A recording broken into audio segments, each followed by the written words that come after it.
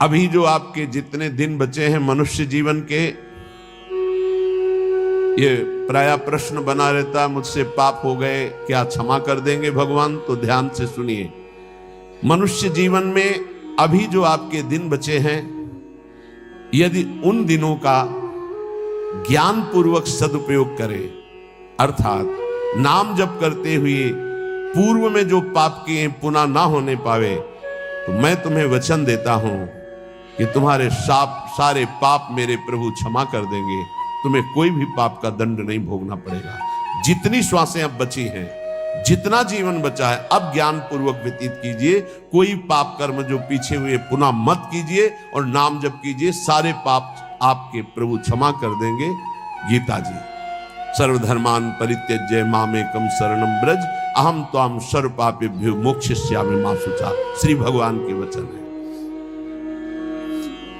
जो आंतरिक काम क्रोध आदि रोग हैं, इनको नष्ट करने के लिए 5 औषधियां हैं। जैसे पेट खराब हो जाए तो पंचसकार चूर्ण की आवश्यकता होती है, ऐसे ही हमारा विचार खराब हो गया है, दिमाग खराब हो गया है।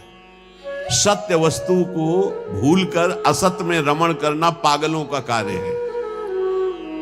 वो सत्य मार्ग के पथिकों को पागल समझते हैं और सत्य मार्ग के पथिक उनको समझ रहे हैं कि इतना कीमती जीवन तुम व्यर्थ में नष्ट कर रहे हो। और वो समझ रहे हैं मानव जीवन को ये कैसे बर्बाद कर रहे हैं, ना कोई भोग भोग रहे हैं, ना कोई धन संचय कर रहे हैं, इनका जीवन ही बर्बाद हो रहा है। वो नहीं समझ पाते। ये 5 हैं जो तुम्हारे आंतरिक भवरोग को नष्ट कर देंगे। पाप जो हो रहा है, उस पाप की प्रवृत्ति का नाश कर देंगे।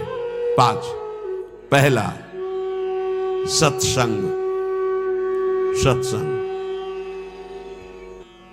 अगर भगवान की कृपा हुई है तभी सत्संग प्राप्त होता है। प्रथम भगति संतन कर संगा, दूसरी रति मम कथा प्रसंगा।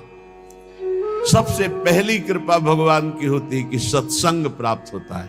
अहो भाग्य रोज सत्संग प्राप्त हो, अहो भाग्य।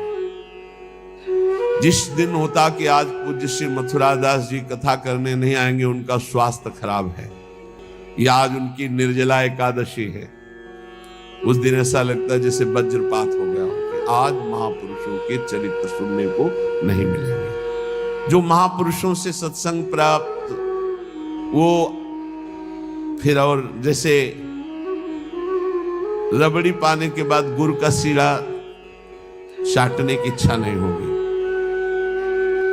यद्यपि वो भी मीठा होता है, वो भी पवित्र गन्ने के रस से बनता है, पर नहीं, जो रसमलाई पा चुके हैं ना, उनको फिर गुड़ का स्वाद नहीं आएगा। ऐसे ही जो सच्चिदानंद में डूबे हुए महापुरुषों के वचनों को श्रवणेंद्रिय से पान कर लिए ना, फिर वो केवल शाब्दिक प्रवचन में उसका श्रवणेंद्रिय स्वाद नहीं ले पाएगी। उसको चाहिए अनुभवी, क्योंकि उतने गरु वचन सुन लिए तो अब फिर और नहीं। अगर भगवत प्राप्त महापुरुष का सत्संग सुन लिया तो इन कानों की इतनी गरु स्थिति हो जाएगी कि वो हल्का शब्द सुन ही नहीं सकते। वो खुद अपने आप उनको लगेंगे बंद करो यार। वो कान इतने बड़े व्यसनी हो चुके हैं भगवदानंद के कि बिना भगवदानंद प्राप्त हुए महापुरुष के वचन उसे अच्छे ही नहीं लगेंगे। जब द्रवै दीन दयालु राघव तो साधु संगति पाए। पहला है आंतरिक रोगों के नाश करने का उपाय सत्संग। जिसे सत्संग मिल गया, बड़ी भारी विजय प्राप्त करने का अवसर मिल गया। रोज सत्संग में असत विकारों के प्रति हे भाव और भगवान की प्राप्ति के लिए उत्साह पैदा होता है, रोज जो सत्संग सुनते हैं। दूसरा, पहला सत्संग, दूसरा स्वाध्याय। जो हमारे आचार्य की वाणी है, जो गुरुदेव ने आदेश किया, जिन ग्रंथों का स्वाध्याय करने के लिए उन्हीं ग्रंथों का स्वाध्याय करना चाहिए। स्वाध्याय का मतलब नहीं कि कुछ भी स्वाध्याय करो, नहीं, गुरुदेव के अनुसार शास्त्र स्वाध्याय करना चाहिए, जो गुरुदेव आदेश कर रहे हैं। जो आचार्य वाणी है, जो हमारी उपासना में हमको पुष्ट कर सकते हैं, वही स्वाध्याय करना चाहिए। तीसरा है आहार, स्वल्पाहार, सत्संग, स्वाध्याय, स्वल्पाहार। आहार का बहुत बड़ा रोल है जीवन के उत्थान में। भगवान शंकराचार्य जी ने भी साधन पंचक लिखा है, उसके एक एक शब्द का आगे श्लोक तो बहुत बड़े।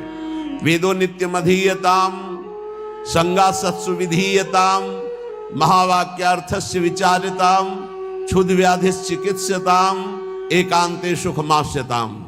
5 बातें, इन्हीं का विस्तार वर्णन किया है। वेदो नित्यम अधीयताम, नित्य शास्त्रों का स्वाध्याय होना चाहिए। संगा सत्सु विधीयताम, भगवत प्राप्त महापुरुषों का संग होना चाहिए। महावाक्यार्थस्य विचारताम, उनके द्वारा जो बोले गए वचन हैं उनको विचार करके चिंतन के द्वारा अपनी स्थिति बनानी चाहिए। चौथा अपने आप कहा, जो इसमें तीसरे में स्वल्पाहार है, उसमें कहा क्षुध व्याधि चिकित्सताम, क्षुधा रूपी व्याधि की चिकित्सा करे। भिक्षान्नम औषधम, जैसे व्याधि की औषधि के द्वारा, तो क्षुधा रूपी व्याधि की भिक्षान्न के द्वारा विरक्त और धर्म के द्वारा कमाए हुए अन्न से ग्रस्त, वो भी स्वल्पाहारम, भूख से कम। बहुत बड़ा इसमें योग है, आप अच्छे से समझ लीजिए।